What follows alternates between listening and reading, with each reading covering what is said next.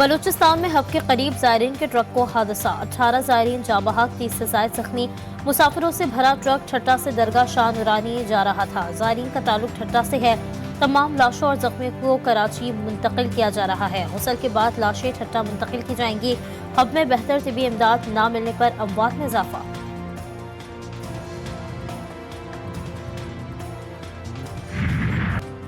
صہیونی فوج کی درندگی جاری، غزہ کے مہاجر کیمپ پر بمباری سے حماس کے سربراہ اسماعیل ہانیہ کے 3 بیٹے شہید، کئی پوتے اور پوتیاں بھی اسرائیلی حملے کا نشانہ بنے۔ بیٹوں کی شہادت بھی اسماعیل ہانیہ کا حوصلہ پست نہ کر سکی۔ کہتے ہیں میرے خاندان کے 60 افراد شہید ہو چکے ہیں۔ شہادتیں ہمارے عزم اور حوصلے کو مزید طاقت بخشتی ہیں۔ اسرائیل کبھی اپنے مقصد میں کامیاب نہیں ہوگا۔ نصیرات، رفح اور شجاعیہ میں بمباری سے 24 گھنٹوں میں 125 افراد شہید، شہداء کی مجموعی تعداد 33,482 تک پہنچ گئی۔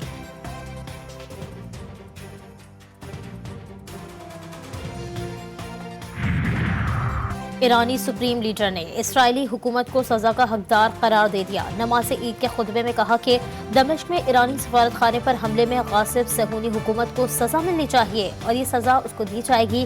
ایران سے حملہ ہوا تو ایرانی سرزمین پر جوابی حملہ کریں گے۔ اسرائیلی وزیر خارجہ نے ایرانی سپریم لیڈر کے بیان پر رد عمل دے دیا۔ ایران نے دمشق میں اپنے سفارت خانے پر ہوئے حملے کا بدلہ لینے کی کوشش کی تو اس کا نتیجہ اچھا نہ ہونے کی دھمکی۔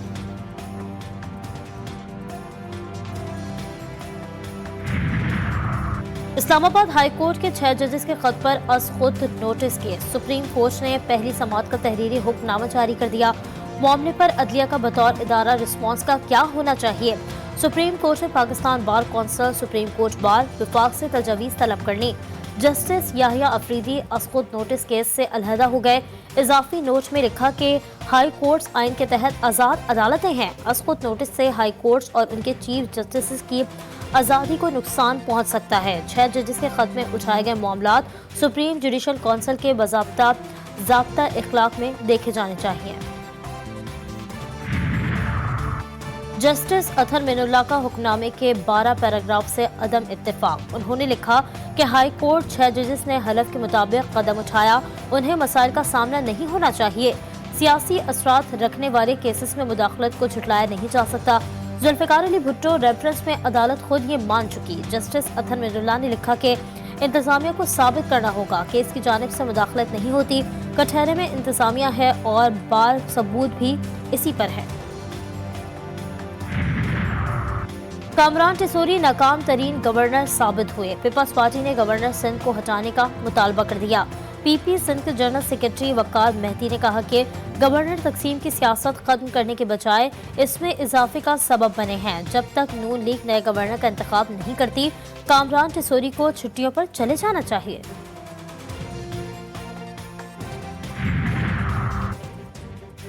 ایم کیو ایم پاکستان نے پیپلز پارٹی سندھ کے عہدیدار وقار مہدی کے گورنر سندھ سے متعلق بیان کو غیر ضروری قرار دے دیا۔ اراکین اسمبلی کا کہنا ہے کہ موجودہ حالات میں اس طرح کا بیان انتہائی غیر سنجیدہ ہے۔ وقار مہدی کی اپنی حیثیت پیپلز پارٹی میں کاغذی، اضافی اور دکھاوے کی ہے۔ پیپلز پارٹی اپنا دو ٹوک موقف سامنے لائے تاکہ اس کا جواب دیا جا سکے۔ عید کا دوسرا روز آج ملنے ملانے، شکوے مٹانے اور روٹھوں کو منانے کا دن۔ گھروں پر دعوتوں کا اہتمام ہوگا، دسترخوان سجیں گے، بچے خوب عید کمائیں گے۔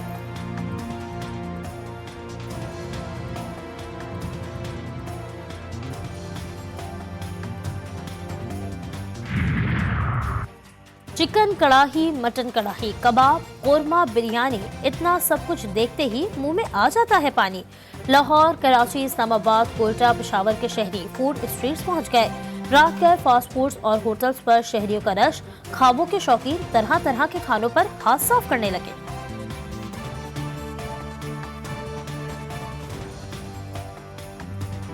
نہ فکر نہ فاقہ، عیش کرے کاکا، دن بھر موج مستیاں۔ پارکوں اور دیگر تفریحی گاہوں پر شہریوں کا رش، کہیں جھولوں کے مزے تو کہیں اونٹ اور گھڑ سواری۔ کسی نے جھولوں کی چاٹ کھائی اور کسی نے آئس کریم پہ ہاتھ کی صفائی دکھائی۔ کوئی کولڈ ڈرنک پیتا نظر آیا۔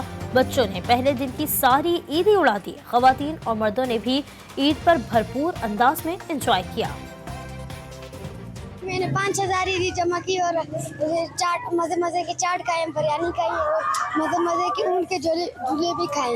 मैंने 2,000 ईदी जमा किया इधर, डायनासोर वाला झूला, ऊँट, जंपिंग, अंडे, लेडी सब कुछ खाया है और चाट मजे मजे के समोसे, गोलगप्पे।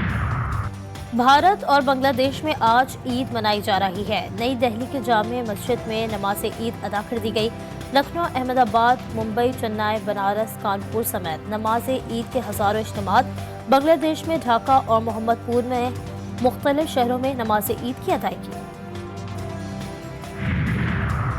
वज़ीर आला पंजाब मरियम नवाज की चमन, आफिया और दारुल फलाह आमद। बुजुर्ग खवातीन को हज पर भिजवाने के लिए इक़दामात का हुक्म दे दिया। मरियम नवाज ने सबको तोहफे पेश किए, बच्चों को खिलौने और मिठाइयाँ दी। स्पेशल बच्चों के साथ मिलकर ईद केक भी काटा। चमन के बच्चों के साथ घुल मिल गईं।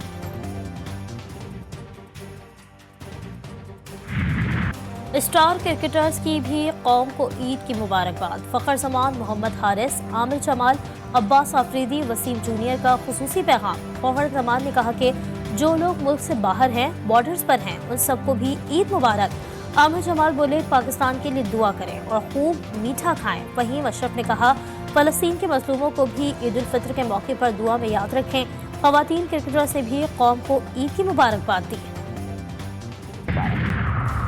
बानिया पीटीआई और बिशरा बीबी के खिलाफ गैर शरई निकाह का केस, सजा के खिलाफ दायर अपील में दलाइल देने वाले प्रोसिक्यूटर का तबादला कर दिया गया। राना हसन अब्बास की जगह अदनान अली सेशन जज की अदालत में तैनात डिस्ट्रिक्ट प्रोसिक्यूटर ने राना हसन के तबादले पर खत लिख दिया।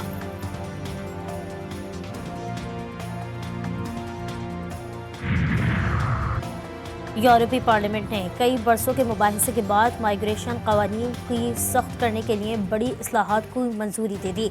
मुजव्वज़ा कानून के तहत यूरोपीय यूनियन के अरकान को अल्टीमेटम यूनान और स्पेन जैसे फ्रंट लाइन जैसे तारकीन को कबूल करना होगा या इन ममालिक को इजाफी फंड्स देना होगा।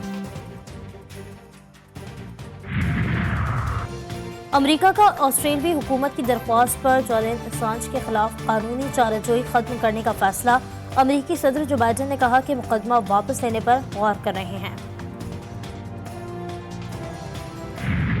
और स्टाइल गुलकार अहमद रश्दी को अपने मद्दाहों से जुदा हुए 41 साल बीत गए। अहमद रश्दी मशहूर कुन नगमात के बदौलत 3 दहाइयों तक फिल्म नगरी पर छाए रहे। लासवाल गीतों से पहचान बनाने वाले मुनफरिद गुलकार की शोको चंचल आवाज़ आज भी कानों में रस घोल देती है।